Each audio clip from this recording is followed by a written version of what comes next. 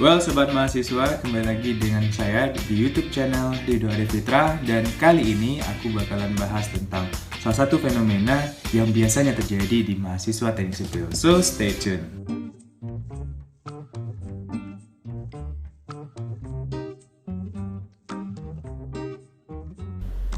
Jangan lupa like dan juga subscribe. So ya, kali ini aku bakalan bahas tentang apa saja permasalahan yang biasanya dihadapi oleh mahasiswa teknik sipil dalam memahami suatu mata kuliah. Dan pada saat ini aku akan bahas tentang mata kuliah analisa struktur. Nah, mata kuliah analisa struktur ini biasanya menjadi sebuah mata kuliah yang berkelanjutan di setiap semesternya. Dan pastinya ini menjadi mata kuliah wajib yang harus dipahami oleh mahasiswa teknik sipil. Dan mata kuliah analisa struktur ini bisa dibilang adalah sebuah proses yang sangat penting untuk dipahami oleh mahasiswa teknik sipil, karena ini juga menjadi sebuah mata kuliah inti untuk beberapa mata kuliah lainnya yang ada di jurusan teknik sipil, dan biasanya itu berhubungan dengan sebuah perencanaan. Nah, di kali ini sebelum aku masuk nih permasalahan apa saja yang biasanya terjadi dengan mahasiswa teknik sipil, aku akan bahas dulu bagaimana sih apa itu analisa struktur dan apa saja yang dipelajari nantinya di mata kuliah tersebut. So ya, di beberapa kampus mata kuliah analisa struktur ini dibagi menjadi beberapa bagian. Nah, biasanya itu menjadi 4 bagian. Ada mungkin di beberapa kampus yang menamainya seperti statika, mekanika bahan, analisa struktur 1, dan analisa struktur 2. Ada juga di beberapa kampus yang menamainya seperti mekanika teknik 1, mekanika teknik 2, mekanika teknik 3, dan mekanika teknik 4. Secara garis besar, di mata kuliah analisa struktur ini kita akan menghitung yang namanya respons struktur. Nah, respons struktur itu sendiri secara garis besar itu dibagi menjadi 2 bagian.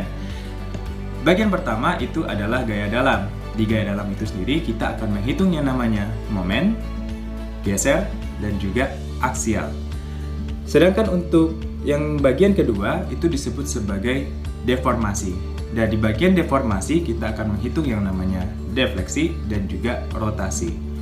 Nah, biasanya di beberapa kasus yang saya temukan di mahasiswa teknik sipil, banyak yang mengatakan bahwasanya ketika mereka belajar di mata kuliah yang berhubungan dengan analisa struktur, mereka selalu mengalami kendala ataupun kesulitan dalam memahami konsep ataupun perhitungannya.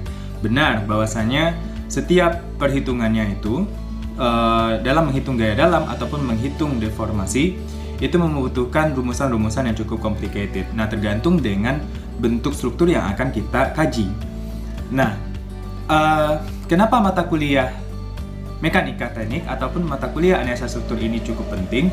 Karena ini menjadi kontinuitas. Nah, jika mahasiswa teknik sipil tidak memahami secara komprehensif tentang bagaimana perhitungan dari gaya dalam ataupun perhitungan dari deformasi, itu akan menjadi kendala di beberapa mata kuliah yang punya relevansi dengan mata kuliah analisa struktur, seperti mata kuliah perencanaan struktur beton, perencanaan struktur baja. Mungkin ada juga perencanaan dinding penahan tanah, ada juga mungkin perencanaan bendungan, dan juga ada juga perencanaan seperti pondasi dan hal-hal yang lainnya. Dan tentu saja mata kuliah ini akan menjadi sebuah core dalam mencapai yang namanya kompetensi di bidang teknik sipil.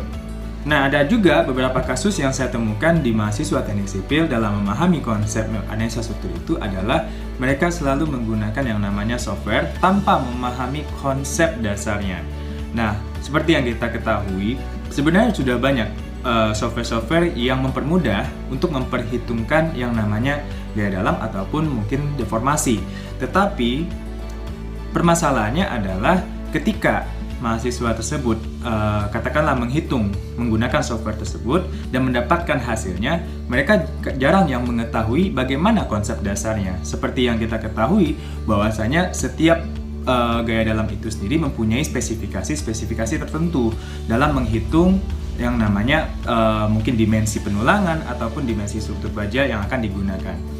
Dan ini mengakibatkan yang namanya imbalance ataupun ketidakseimbangan antara konsep dan juga perhitungan. Nah, ini yang menjadi permasalahan besar ketika mahasiswa belajar tentang mata kuliah mekanika teknik ataupun analisa struktur. Nah, ada juga beberapa kasus yang saya temui di beberapa mahasiswa teknik sipil yang sedang menjalani kuliah. Ada misconceptions atau misoriented dari mata kuliah analisa struktur. Dan seperti yang sempat saya coba lakukan beberapa highlight, di mana beberapa mahasiswa teknik sipil mungkin sudah punya orientasi mereka tidak akan bekerja di bagian konsultan perencana. Nah, ini yang menjadi misconception-nya, karena bagaimanapun baik itu di semua bidang maupun konsultan perencana, konsultan pengawas ataupun kontraktor, konsep dari analisa struktur itu harus duduk. Kenapa? Karena bisa saja di lapangan Anda akan bertemu dengan yang namanya fenomena yang tidak lazim, dan itu membutuhkan yang namanya konsep dari analisa struktur. So, untuk mahasiswa teknik sipil, jangan pernah skip ya mata kuliah yang berhubungan dengan analisa struktur. Kenapa? Karena pada mata kuliah analisa struktur ini menjadi core dalam beberapa mata kuliah lainnya. Dan tentu saja, bagaimana jika Anda memiliki kendala tentang pemahaman konsepnya ataupun perhitungannya, bisa saja mahasiswa teknik sipil harus mencari referensi yang sangat relevan dan juga yang menarik dan juga mudah dipahami. Dan untuk video tutorial ataupun video-video yang bisa Anda nikmati ataupun Anda pelajari, Anda bisa berkunjung ke channel Dr. Structure. Nah, di channel Dr. Structure ini, saya sangat merekomendasikan mahasiswa teknik sipil untuk memutar seluruh videonya, karena mulai pemahaman dari dasar sampai pemahaman lanjut itu sangat dibahas secara lengkap. Begitupun juga konsepnya di video Dr. Structure ini. Dan untuk mahasiswa teknik sipil yang masih mengalami kendala dalam perhitungan setiap proses di analisa struktur, Anda sebenarnya bisa juga menggunakan SAP 2000. Nah, tetapi di dalam pemahaman Anda tidak menjadikan SAP 2000 itu sebagai perhitungan hasil yang mutlak, ya. Tetapi hanya sebagai bentuk kontrol dari perhitungan Anda, apakah perhitungan yang Anda lakukan itu sudah benar atau belum. Nah, maka dari itu untuk mahasiswa teknik sipil jangan pernah menyerah untuk bisa memahami setiap mata kuliah yang berhubungan dengan analisa struktur, walaupun nih ada beberapa fenomena di mana, wah Pak, saya sampai dapat E-nya 3 kali buat bisa lulus mata kuliah analisa struktur. Buat yang lagi berjuang untuk memahami analisa struktur, tetap semangat, karena bagaimanapun ini adalah sebuah perjalanan menjadi seorang engineer yang handal. So, untuk sobat mahasiswa, salam.